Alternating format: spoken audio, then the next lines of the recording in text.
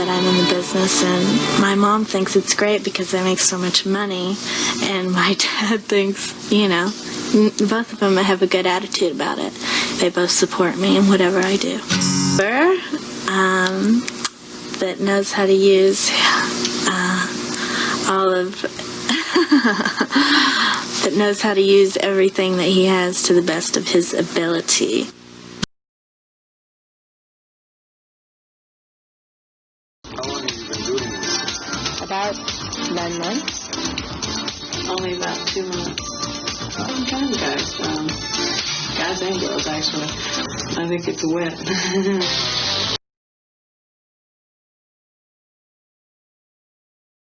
Jim, how much are you getting paid for doing this film?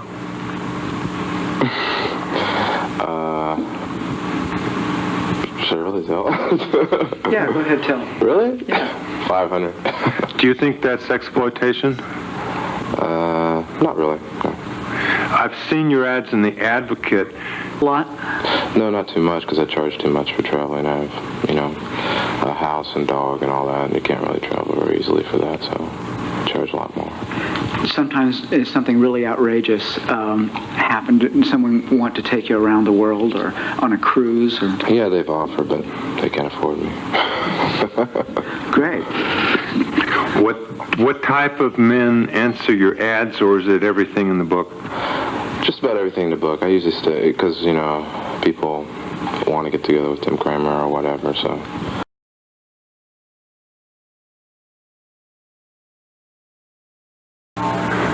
Johnny, you've probably gotten the best reviews of any erotic actor that I've read. Had the directors you've worked with, have they encouraged your acting, or have they just been concentrating on you doing a hard-on and that stuff? What's your favorite kind of music? Well, I don't really rate things the way most people do on a pyramid system, having a top, having only one at the top. I rate things on like 4 different levels, and there's a wide spectrum on that top level. So I would like the best out of any and every type of music that there is. I mean, I like any kind of music that you can name. There would be some specific artists or performances that I would be really crazy about, that I would really like a lot. So I would just say that I like, you know, any type of music. I'm very specific about what I like in those different realms.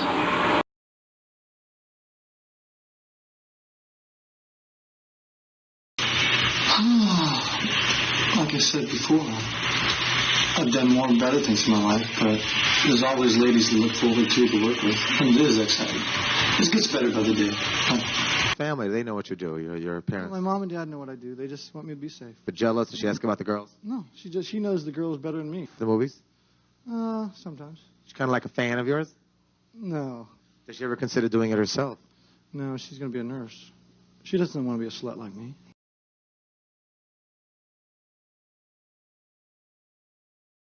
Parents know that you were a dancer? Ever. Yes. What's that? They know about adult films? Ever. That was one of the better They just found out. you ever had. They just found out? Yeah. Oh, yeah? When?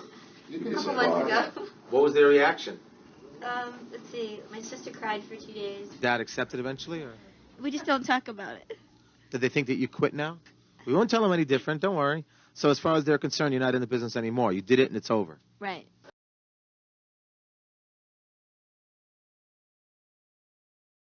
You are married, correct? Yes, sir. Does your mom and dad know what you do?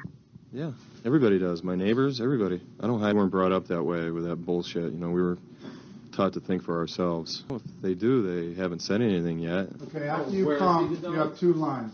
And if they do say something, I don't give a shit.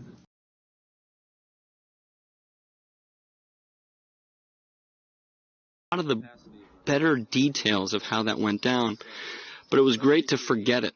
Because when I went to write the Rahad Jackson sequence into Boogie Nights, which kind of mirrors the John Holmes sequence, I forgot just enough to be able to factor in a lot of my own stuff.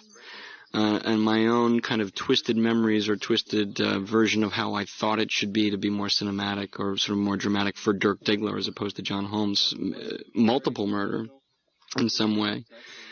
You know, and I still haven't gone back to reread the Rolling Stone article to clarify the situation, so I don't really know. I know that he knew this guy who was this big Persian drug dealer who had a lot of money, who just liked to have people hanging around his house. And then on the side he hung out with 4 or 5 sort of shady types who said, why don't you...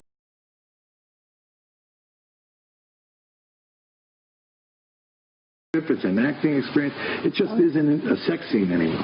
That started with the first film I did with Richard Pacheco in Nice Girls Do, because he's a wonderful actor and he cares about what he does, and I respected that. That made me realize that you gotta care. So it makes it look good. Really nice. I'm just in the business. Well, she's been my steady date for the last few months. I don't let her out of my sight, you know, unless she's going to do an interview, in which case I insist on coming along. No. My fantasy. I guess I fulfill my fantasies in working in the adult business by making other people happy. If that's your fantasy, to make other people happy. It works. It works. Little stick. Jen, what you been up to? A lot of hanging around, you know. Spent a lot of time in San Francisco lately, as opposed to New York, where I'm from, where I usually am. And that's kind of a more quiet town, a little prettier. And you living in San Francisco now? I think so. I sort of have like a temporary setup there, temporary setup in the back east, and friends in L.A. I stay with. So it must be great to be so financially secure now. The helicopter. No, that's why I have the white limo pulled up. That's why I have to keep moving around. I can't pay the rent here, so I got to leave town. Okay, but the helicopter limo looks great. Did you see his new car? Yeah, I saw the Dynamite car, silver cloud. It was beautiful. Yeah. I've been doing filming. You come in for a film? Yeah, what am I doing? No, I just came down to do this. You came down just for me. Yeah. What was the last magazine you appeared in? The last one, High Society, I believe. May issue, January Penthouse. Yeah. Chic, Hustler, Velvet Swing. Keep going. There. Oh, really? How many? All of them. I don't think there's any that I haven't appeared in.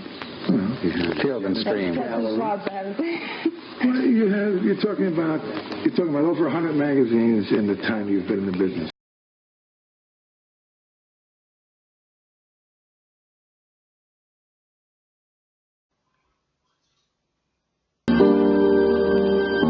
But by now, it was only amateur filmmakers who wanted to shoot the queen of the Boers. Bodil was in her mid-30s, and the Danish porn industry was looking elsewhere for its hardcore action.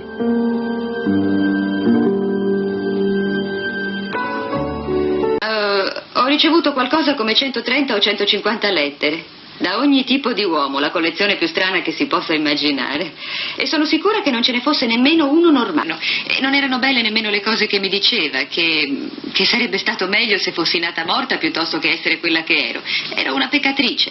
Avrei dovuto andare via di casa e avrei dovuto essere messa in un istituto per ragazzi traviati. Dio, quante botte. Voglio dire una cosa. Una volta mi sorprese a leggere Il fiore rosso e me ne diede tante. Usò anche il battipanni. Prima che cominciassi a leggere Il canto del fiore rosso di Ernie til at gøre noget med dyr. Ja. Føler du det unaturligt, eller hvordan føler du det? Nej, det gør jeg ikke. Bare simpelthen okay. Jo, det gør mig ikke noget. Det vil jeg hellere gøre end med en fremmed mand end det. Det vil meget hellere have med alle typer gøre. Ja. Det vil jeg også. Ja.